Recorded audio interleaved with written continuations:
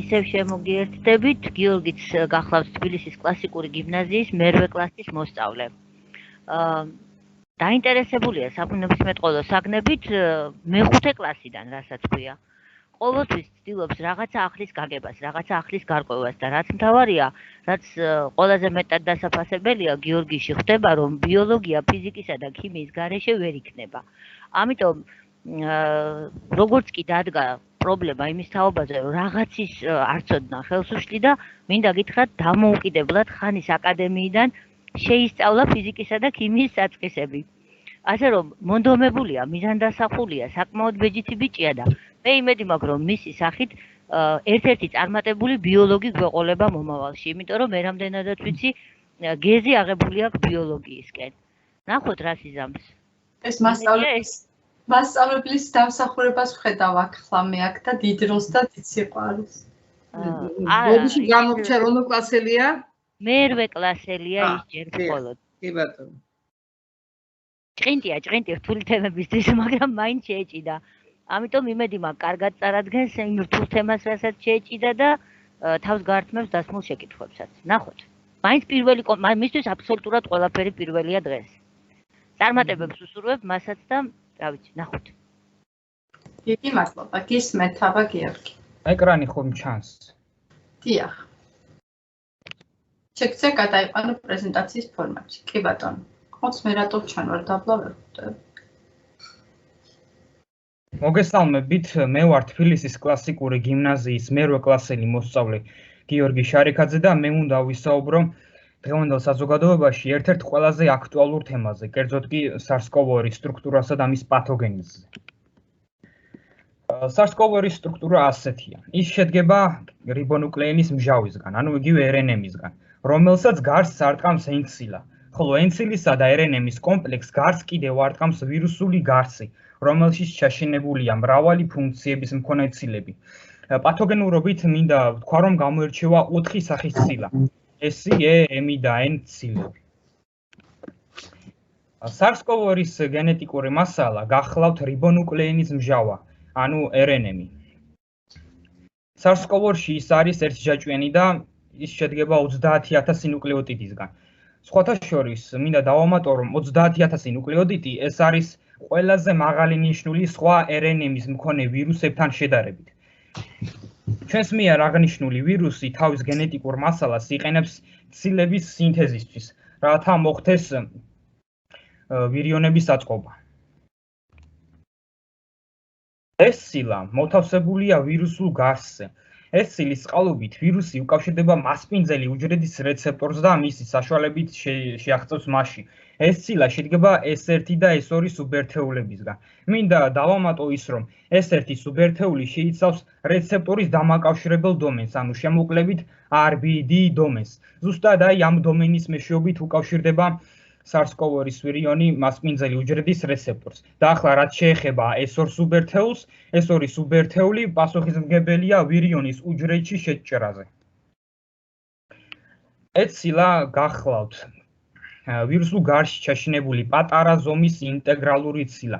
მას ძალიან დიდი როლი აკისრია ვირუსული ნაწილაკების აწყობაზე, მათ პათოგენებზე და ვირუსული ნაწილაკების უჯრედიდან გამოთავისუფლებაზე.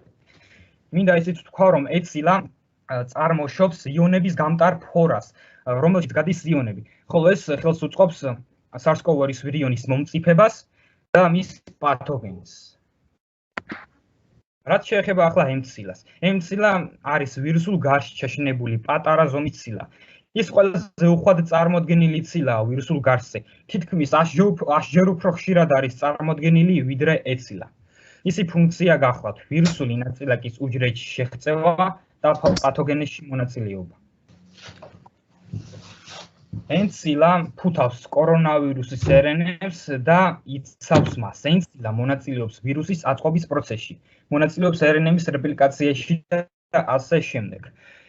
იმის თქმაც მინდა, რომ N-ცილა ძირითადად შედგება დადებითი მუხტის მქონე ამინომჟავებისგან. ეს იმით არის გამოწვეული, რომ ვინაიდან RNA-მი უარყოფითად არის დამუხტული, მას სჭირდება მისი საწინააღმდეგო მუხტი, რათა დაუკავშირდეს N-ცილას. SARS-CoV-2 ვირიონი, როგორც წეგან აღნიშნეთ, ეს ცილის მეშვეობით უკავშირდება მასპინძელი უჯრედის რეცეპტორს. აღსანიშნავია, რომ კორონავირუსს ესაჭიროება მისი შესაბამისი, მისი სპეციფიკური რეცეპტორი, რათა ამას მოერგოს. ხოლო ეს რეცეპტორი SARS-CoV-2-ისთვის გახლავთ AC2 რეცეპტორი. გრძელი სახელი მისი არის ანგიოტენზინის გარდამქმნელი მეორე ტიპის ფერმენტის რეცეპტორი. მინდა ვთქვა, რომ ეს რეცეპტორი გამოხატულია თირკმლების, ნაწლავების, გულისა და ფილტვების უჯრედებზე ყველაზე დიდი რაოდენობით. ეს იმას ნიშნავს, რომ ჩემს მიერ ჩამოთვლილი ორგანოებიდან კორონავირუსს აქვს მათი ინფიცირების უნარი, ვინაიდან მათ უჯრედებზე გამოხატული არის AC2 რეცეპტორი. აქ არის ვიდეო, სადაც ასახულია თუ როგორ უკავშირდება SARS-CoV-2 ვირიონი მასპინძელი უჯრედის რეცეპტორს. აი, აქ უკვე დაკავშირებული ყავს ამ მომენტში. ეს ყვითელი სხეულების გამონაზარდები გახლავთ ეს ცილები.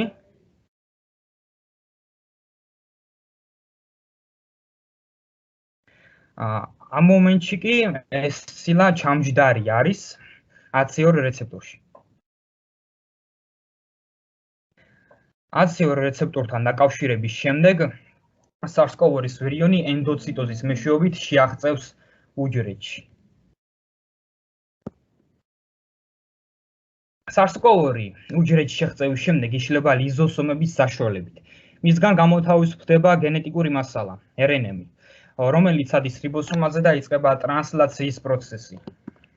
საწყის ეტაპზე წარმოიქმნება კორონავირუსისთვის ერთ-ერთი ყველაზე მნიშვნელოვანი ცილა, კერძოდ კი RNA რეპლიკაზა. RNA რეპლიკაზის ფუნქცია ეს არის კორონავირუსული RNA-ის გამრავლება, რომლებიც შემდეგ ვირუსული ნაწილაკების აწყობას მოხმარდება. როდესაც RNA რეპლიკაზა დაასინთეზებს RNA-ებს, დასინთეზირებულ RNA-ებზე მოხდება ტრანსლაციის პროცესი, რის შედეგადაც სინთეზირდება კორონავირუსის ცილები. მინდა აღვნიშნო, რომ SARS-CoV-2-ს გააჩნია 20-ზე მეტი სახეობის ცილა, ხოლო შემდეგ ეს ცილები მოახდენენ გარსის მშენებლობას, გარსის აწყობას, ასე რომ ვთქვათ. RNA ცილები და გარსი შემდგომ შეიკრებიან და წარმოქმნიან ახალ კორონავირუსის ვირიონს. ასევე, სანამ გავრცელების გზებზე გადავალთ, მე ასევე ერთი რამე მინდა განვიხილო, რომ როდესაც ადამიანი SARS-CoV-2-ით ინფიცირდება, ამ დროს მკვეთრად მცირდება ჟანგბადის სატურაციის დონე, სუსტდება ფილტვების ჯანმრთელობა, სუსტდება ჰაერსავალი გზები, ზიანდება სისხლძარღვები, ასე შემდეგ და ასე შემდეგ.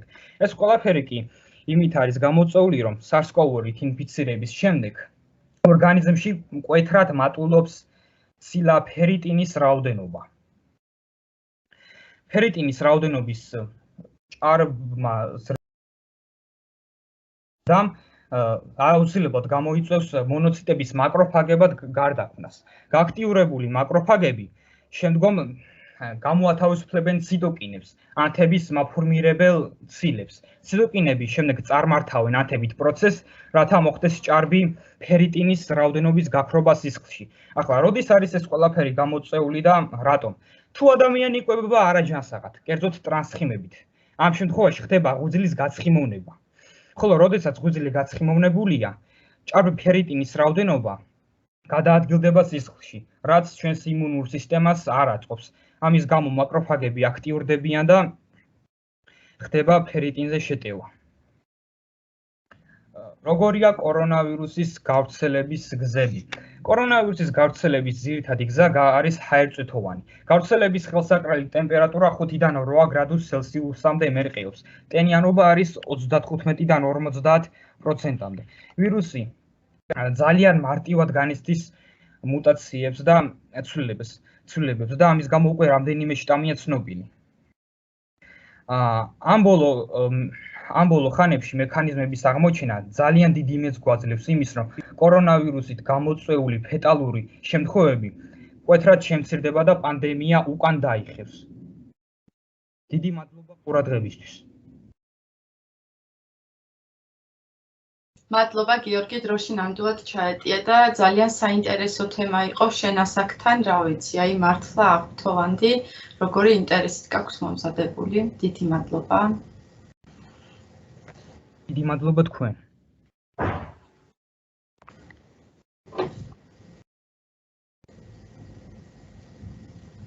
შემიძლია რომ გაზიარება მოხსნა? კი, შეგიძლია.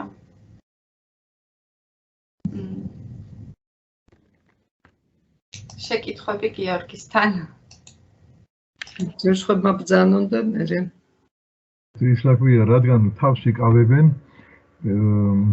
მე მაინც მართალია უფლება არ მაქვს რომ შევაფასო მოხსენება, მაგრამ ორიოდე სიტყვას ჩემ აზრს მოგახსენებთ და არ მინდა ჩემი აზრი მოვახვიო ჟიურის წევრებს. შესანიშნავი მოხსენება, საკმაოდ მეცნიერული მექანიზმები დატვირთული თუ როგორ ხდება ინფიცირება, აი წარმოდგენილი უახლესი მოლეკულური ბიოლოგიის მასალა ათვისებული და რა თქმა უნდა მისასალმებელია, როდესაც პიროვნება ასე ღრმად ერკვევა საკითხში. ეს არ იყოს ზედაპირული, თქვათ, წარმოდგენილი მასალა, ეს იყოს სიღრმისეულად თავისში გადახარშული მასალა, თუ შეიძლება ასე ითქვას, რომელიც მან მოგვაწოდა და თვითონ მასალის გადმოცემის უნარი აქ აშკარად ჭარბობს და შეიძლება ზოგიერთ მეცნიერსაც შეშურდეს აი ესე წარმოადგინა მან. და გარდა ამისა, ფაქტების ურთიერთდაკავშირება, რადგან მოხიბლული ვარ და დიდ მადლობას მოგახსენებთ თქვენ და ბატონო გიორგი და ასევე თქვენ მასწავლებელს, რომელმაც გზა გაგიკვლიათ და ასეთი შესანიშნავი შრომა ერთობლივად წარმოადგინეთ. რადგან აუცილებელია შეკითხვა დასვა, რომ ჩაგეთვალოთ თქვენ, წინააღმდეგ შემთხვევაში არ ჩაითვლება, ამიტომ იძულებული ვარ რამდენიმე შეკითხვა დაგისვათ. მე მგონი თქვენ წინააღმდეგი არ იქნებით და ერთი რამ, აი ბავშვებს თითქმის იშვიათად ემართებათ აი ეს ვირუსული დაავადება და არის ადამიანები, რომლებიც პროვოკაციულ ფონზე არიან, შეიძლება იმყოფებოდნენ და არ იმართება კორონავირუსი, არ დაემართება. რა უნდა იყოს ამის მიზეზი?